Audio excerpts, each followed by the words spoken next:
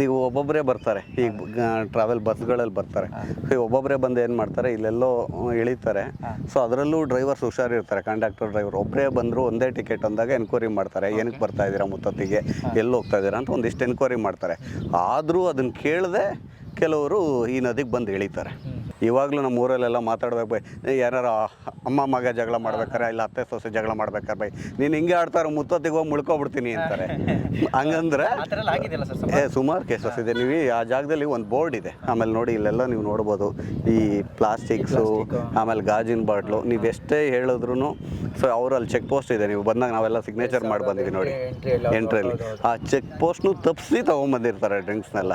So ತೊಗೊಬಂದು ಇಲ್ಲೆಲ್ಲ ಕುಡಿದು ಆ ಬಾಟ್ಲುಗಳು ಇಲ್ಲೇ ಹೊಡೆದು ಈ ಥರದ್ದೆಲ್ಲ ಮ್ಯಾಕ್ಸಿಮಮ್ ಆಗುತ್ತೆ. ಸೊ ಇದನ್ನೆಲ್ಲ ನಮ್ಮ ಸಿನಿಮಾದಲ್ಲಿದೆ. ಯಾವುದಾದ್ರೂ ಬೇರೆ ರೂಪದಲ್ಲಿ ಡ್ರಿಂಕ್ಸ್ ತರೋದು ಅದೆಲ್ಲ ಮಾಡಿದ್ದಾರೆ.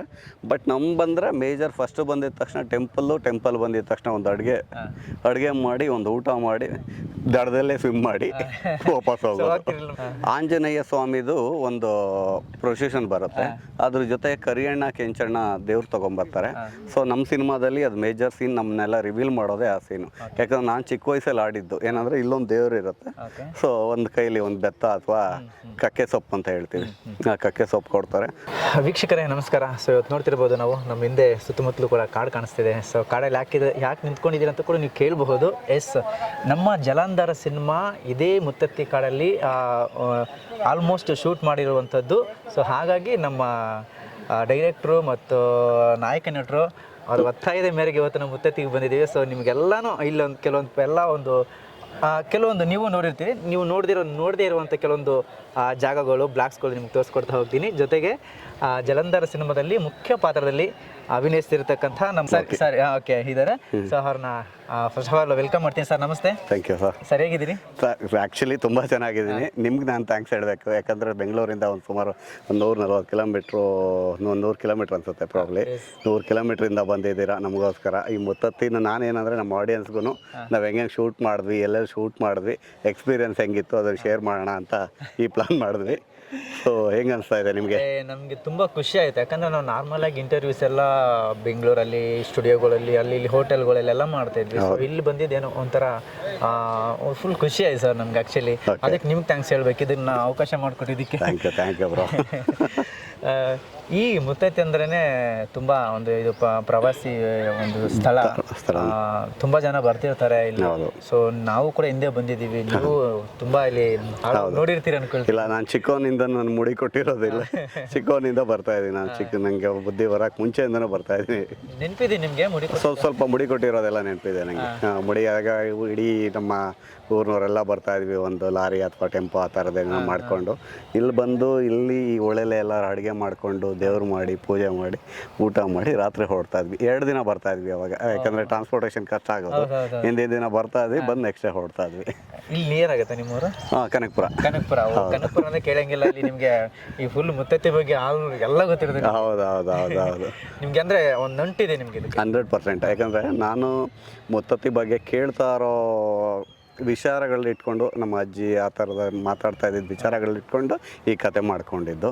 ಸೊ ಹಂಗಾಗಿ ಈ ಇಡೀ ಸಿನಿಮಾ ನಾವು ಮುತ್ತತ್ತಿಲೇ ಶೂಟ್ ಮಾಡಿದ್ದೀವಿ. ಬೆಂಗಳೂರು ಒಂದು 3-4 ದಿನ ಮಾಡಿದ್ದೀವಿ, ಬಿಟ್ಟರೆ ಇಡೀ ಸಿನಿಮಾ ಮುತ್ತತ್ತಿಲೇ ಮಾಡಿದ್ದೀವಿ. ಸರ್, ಇದಕ್ಕೆ ವಿಶೇಷವಾಗಿ ಮುತ್ತತ್ತಿ ಅನ್ನೋದು ನನಗೆ ಆ್ಯಕ್ಚುಲಿ ಗೊತ್ತಿಲ್ಲ. ಮುತ್ತತ್ತಿ ಅನ್ನೋದು ಹೆಸರು ಏನಕ್ಕೆ ಬಂದು ಏನು ಅಂತ ಅದ್ರ ಮುತ್ತತ್ತಿ ಅಂದರೆ ನನಗೆ ಇಲ್ಲಿರೋ ನನಗಿರೋ ನಾಲೆಜ್ ಪ್ರಕಾರ, ಸೊ ಸೀತಾದೇವಿ ಇದು ರಾವಣ ಅಪಹರಣ ಟೈಮಲ್ಲಿ, ವನವಾಸ ಬಂದಿದ್ದ ಟೈಮಲ್ಲಿ, ಸೊ ಇಲ್ಲಿ ಸೀತಾದೇವಿದು ಮೂಗ್ಬಟ್ಟು ಕಳೆದೋಯ್ತಂತೆ. ಆ ಮೂಗ್ಬಟ್ಟನ್ನ ಆಂಜನೇಯ ಬಂದು ಎತ್ತಿ ಕೊಟ್ಟರು ಅನ್ನೋದೊಂದು ಪ್ರತೀತಿ. ಸೊ ಹಂಗಾಗಿ ಅದನ್ನು ಮುತ್ತು ಎತ್ತಿದ ಹತ್ತಿ, ಅದನ್ನು ನಮ್ಮ ಆಡು ಭಾಷೆಯಲ್ಲಿ ಕರಿತಾ ಮುತ್ತತ್ತಿ ಅಂತ ಆಗಿದೆ. ನೋಡಿ ಸರ್, ಎಷ್ಟು ನಿಜವಾಗ್ಲೂ ಖುಷಿ ಆಯ್ತು, ನನಗೆ ಗೊತ್ತಿರಲಿಲ್ಲ. ಹೌದು. ಸೊ ನೀವು ಇದನ್ನ ಅಂದರೆ ಈ ಕತೆ ಮಾಡ್ಬೇಕಾದ್ರೆ, ಯಾಕಂದ್ರೆ ಈ ಭಾಗದಲ್ಲಿ ಆಗಿರೋದು ಹೇಳಿದ್ರಿ, ನಿಮ್ಮ ಅಜ್ಜಿಯವ್ರು ಹೇಳ್ತಿದ್ರು ಕೇಳಿದ್ರು ಅಂತ ಹೇಳಿದ್ರಿ. ಸೊ ಎಸ್ಪೆಷಲಿ ಯಾಕೆ ಇಲ್ಲೇ ಇದೇ ಭಾಗದಲ್ಲಿ ಈ ಒಂದು ಕತೆ ನಾಯಕ ಮಾಡ್ಕೊಂಡೆ? ನಾವು ಯಾವಾಗಲೂ ಏನು ಹೇಳೋಕ್ಕೂ ನಾನು ಅಂದ್ಕೊಳ್ಳೋದು, ನಾವು ಎಲ್ಲ ಸಿನಿಮಾ ಆಗ್ತಾ ಇರುತ್ತೆ, ಬೇರೆ ಬೇರೆ ಕಮರ್ಷಿಯಲ್ ರೆಸ್ಪೆಕ್ಟಲ್ಲಿ ಸಿನಿಮಾ ಮಾಡ್ತಾ ಇದೀವಿ. ನಮ್ಮ ಮಣ್ಣಿನ ಕತೆ ಹೇಳಬೇಕು ಅನ್ನೋದು ನನ್ನ ಪ್ರಯತ್ನ. ಈಗ ಬೇರೆಯವರು ಅವ್ರ ಮಣ್ಣಿನ ಕತೆ ಹೇಳೋಕ್ಕೆ ಹೋದಾಗ, ಎಕ್ಸಾಂಪಲ್ ನಮ್ಮ ರಿಷಬ್ ಸರ್ ಇರ್ಬೋದು, ಅವರ ಹುಟ್ಟಿದ್ದ ಸ್ಥಳದಲ್ಲಿ ಅವ್ರ ಮಣ್ಣಿನ ಮಣ್ಣಿನ ಕತೆ ಹೇಳಕ್ಕೆ ಹೋದಾಗ ಇದು ನಾವು ಹುಟ್ಟಿದ ಸ್ಥಳ, ನಮ್ಮ ಮಣ್ಣಿನ ಕತೆ, ಸೊ ಅದನ್ನು ಮಾಡೋಣ ಅನ್ನೋದೊಂದು ಇತ್ತು. ಅವ್ರನ್ನೆಲ್ಲ ನೋಡಿ ಕಲ್ತಿರೋದು, ಎಸ್ಪೆಷಲಿ ನಮ್ಮ ರಕ್ಷಿತ್ ಸರ್. ಇಲ್ಲಿ ಮುತ್ತತ್ತಿಗೆ ಸರ್ ಸಾಕಷ್ಟು ಸಾವಿರ ಸಂಖ್ಯೆಯಲ್ಲಿ ಪ್ರವಾಸಿಗರು ಬರ್ತಾರೆ, ಭಕ್ತಾದಿಗಳು ಬರ್ತಾರೆ. ಹೌದು. ಒಂಥರ ಖುಷಿ ಆಗುತ್ತೆ ಸರ್, ಇದೆಲ್ಲ ನದಿ ಇದೆಲ್ಲ ಹೊಳೆ ನೋಡೋಕ್ಕೆಲ್ಲ ಖುಷಿ ಆಗುತ್ತೆ. ಅದ್ರ ಜೊತೆ ಇಲ್ಲೊಂದು ಏನಿದೆ ಇಶ್ಯೂ ಅಂದರೆ, ನೀವು ಒಬ್ಬೊಬ್ಬರೇ ಬರ್ತಾರೆ, ಈಗ ಟ್ರಾವೆಲ್ ಬಸ್ಗಳಲ್ಲಿ ಬರ್ತಾರೆ, ಒಬ್ಬೊಬ್ಬರೇ ಬಂದು ಏನು ಮಾಡ್ತಾರೆ, ಇಲ್ಲೆಲ್ಲೋ ಇಳಿತಾರೆ. ಸೊ ಅದರಲ್ಲೂ ಡ್ರೈವರ್ಸ್ ಹುಷಾರಿರ್ತಾರೆ, ಕಂಡಕ್ಟರ್ ಡ್ರೈವರ್. ಒಬ್ಬರೇ ಬಂದರು ಒಂದೇ ಟಿಕೆಟ್ ಅಂದಾಗ ಎನ್ಕ್ವೈರಿ ಮಾಡ್ತಾರೆ, ಏನಕ್ಕೆ ಬರ್ತಾ ಇದ್ದೀರಾ ಮುತ್ತತ್ತಿಗೆ, ಎಲ್ಲಿ ಹೋಗ್ತಾ ಇದ್ದೀರಾ ಅಂತ ಒಂದಿಷ್ಟು ಎನ್ಕ್ವೈರಿ ಮಾಡ್ತಾರೆ. ಆದರೂ ಅದನ್ನು ಕೇಳದೆ ಕೆಲವರು ಈ ನದಿಗೆ ಬಂದು ಇಳಿತಾರೆ. ಅಂದರೆ ಬಂದು ಹಿಡಿದು ಅಲ್ಲೆಲ್ಲೋ ಗೊತ್ತಿಲ್ದಂಗೆ ಡ್ರೈವರ್ಸ್ಗೆ ಆ ಕಡೆ ಎಲ್ಲೋ ಹೋಗೋ ಥರ ಹೋಗಿ ಅಲ್ಲೆಲ್ಲೋ ಮುಂದೆ ಹೋಗಿ ನದಿಲಿ ಬೀಳೋ ಥರದ್ದು ಸೂಸೈಡ್ಸು ಅದೆಲ್ಲ ತುಂಬ ಜಾಸ್ತಿ ಇತ್ತು. ಅವಾಗ ನಾನು ಚಿಕ್ಕವನಿರ್ಬೇಕಾದ್ರೆ ತುಂಬ ಜಾಸ್ತಿ. ಇವಾಗಲೂ ನಮ್ಮ ಊರಲ್ಲೆಲ್ಲ ಮಾತಾಡ್ಬೇಕು, ಬೈ ಯಾರು ಅಮ್ಮ ಮಗ ಜಗಳ ಮಾಡ್ಬೇಕಾರೆ, ಇಲ್ಲ ಅತ್ತೆ ಸೊಸೆ ಜಗಳ ಮಾಡ್ಬೇಕಾರೆ, ಬೈ ನೀನು ಹಿಂಗೆ ಆಡ್ತಾರೋ ಮುತ್ತತ್ತಿಗೆ ಹೋಗಿ ಮುಳ್ಕೊಬಿಡ್ತೀನಿ ಅಂತಾರೆ. ಹಂಗಂದ್ರೆ ಸುಮಾರು ಕೇಸಸ್ ಇದೆ. ನೀವು ಆ ಜಾಗದಲ್ಲಿ ಒಂದು ಬೋರ್ಡ್ ಇದೆ, ಎಂಟ್ರೆನ್ಸಲ್ಲಿ ಒಂದು ಬೋರ್ಡ್ ಇದೆ. ಆ ಬೋರ್ಡಲ್ಲಿ ಹಾಕಿದ್ದಾರೆ ನಿಮಗೆ ಪ್ರತಿ ವರ್ಷ ಎಷ್ಟು ಜನ ಸತ್ರು ಅಂತ.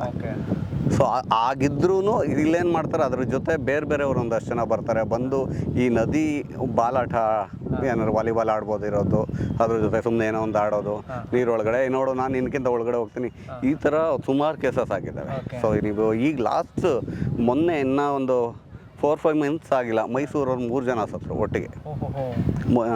ನನ್ನ ಹತ್ರ FIR ಕಾಫಿ ಇದೆ. ಮೈಸೂರವ್ರು 3 ಜನ ಸತ್ರು. ಸೊ ಇಲ್ಲಿ ನಾವು ಪಾಪ ಇಲ್ಲಿರೋ ಮಂಡ್ಯ SP ಅವರು ಆಗಿರ್ಬೋದು, ಆಮೇಲೆ ಹಲಗೂರು ಸ್ಟೇಷನ್ ಇನ್ಸ್ಪೆಕ್ಟ್ರ್ ಪೊಲೀಸ್ ಸಿಬ್ಬಂದಿ ಆಗಿರ್ಬೋದು, ಎಲ್ಲರೂ ಎಲ್ಲ ಅವೇರ್ನೆಸ್ಸು ತೊಗೊತಾರೆ, ಕೊಡ್ತಾರೆ ಜನಕ್ಕೆ, ಈ ಥರ ಇದೆ ಈ ಥರ ಇದೆ.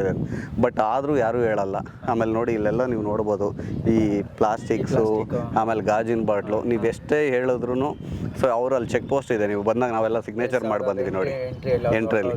ಆ ಚೆಕ್ ಪೋಸ್ಟ್ನು ತಪ್ಪಿಸಿ ತೊಗೊಂಬಂದಿರ್ತಾರೆ ಡ್ರಿಂಕ್ಸ್ನೆಲ್ಲ.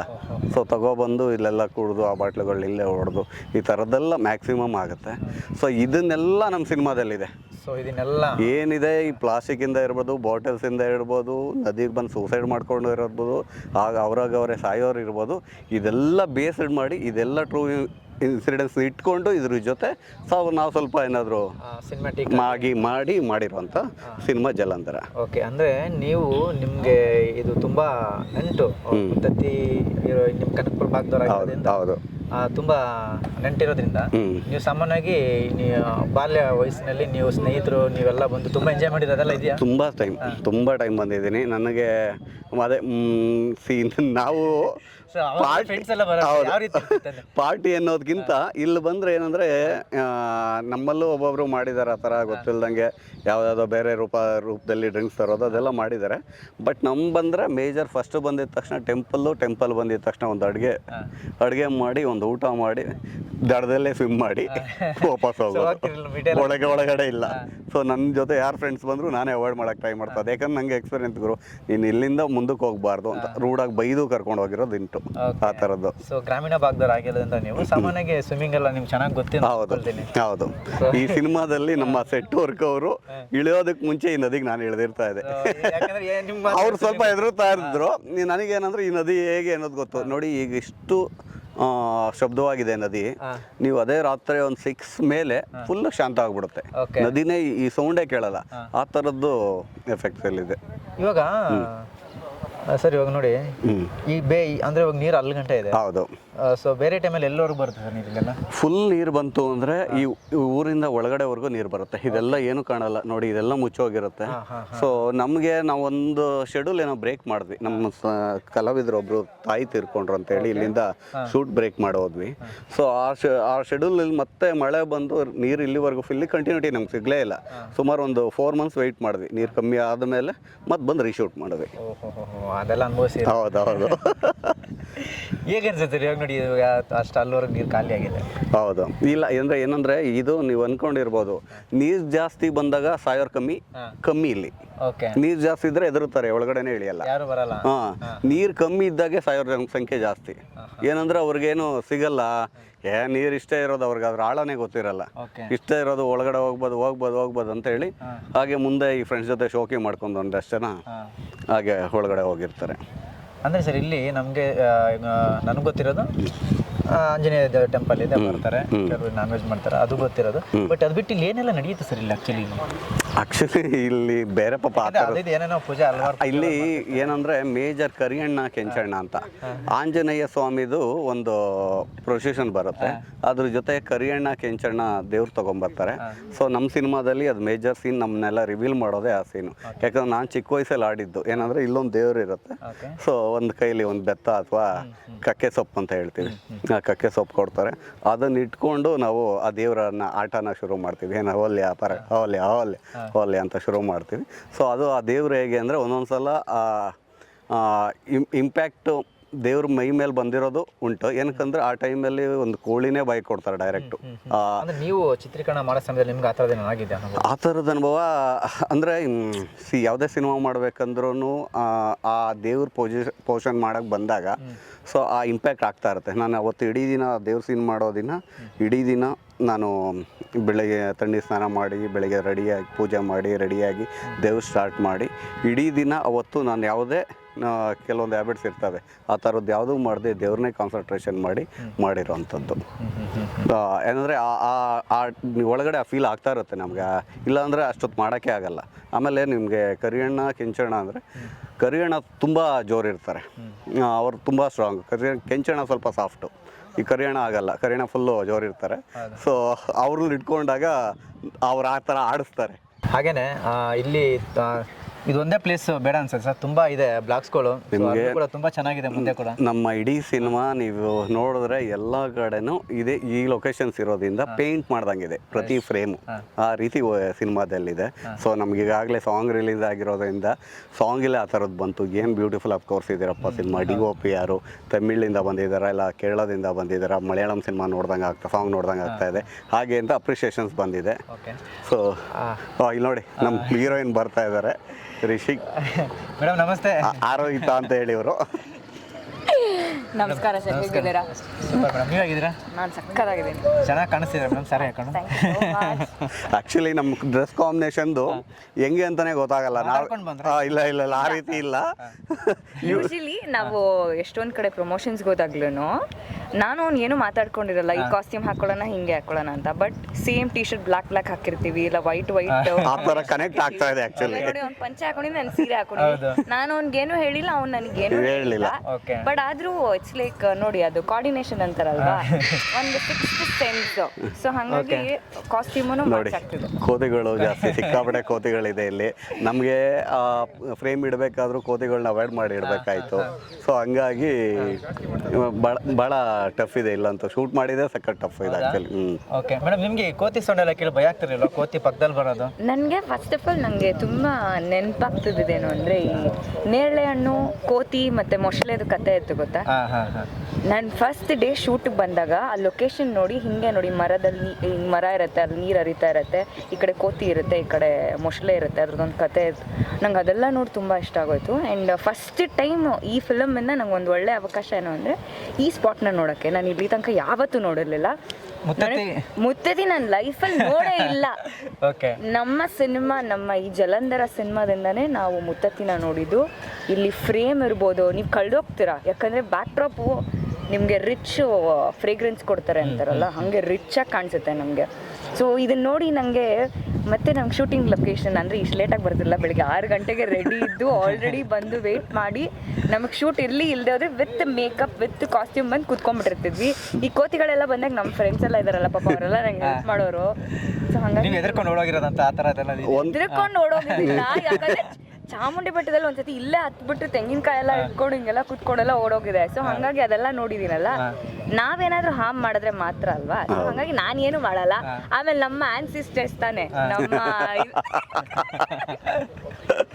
ಸೊ ಇಲ್ಲ ಅವ್ರಿಗೆ ಇವಾಗ ಇಷ್ಟು ಬ್ಯೂಟಿಫುಲ್ ಲೊಕೇಶನ್ ಅಲ್ಲಿ ಇಲ್ಲಿ ನಿಂತ್ಕೊಂಡು ಒಂದೇ ಜಾಗದಲ್ಲಿ ಮಾತಾಡೋದು ಬೇಡ ಅಲ್ವಾ? ಹಂಗೆ ಒಂಚೂರು ಮೂವ್ ಮಾಡೋಣ ಅಲ್ವಾ? ಮೇಡಮ್, ನನಗೆ ನೀವು ನೋಡಿದೆ ಅಧ್ಯಕ್ಷ ಸಿನಿಮಾ, ಚಿಕ್ಕಣ್ಣ ನೀವಿಬ್ಬರು ನೆನಪಿದ್ರು ಒಟ್ಟಿಗೆ. ನನಗೆ ಚಿಕ್ಕಣ್ಣ ಪಾಪ ಚಿಕ್ಕಣ್ಣಗೆ ಹಂಗೆ ಮಾಡ್ಬಾರ್ದಾಗಿತ್ತು ಸಿನಿಮಾದಲ್ಲಿ.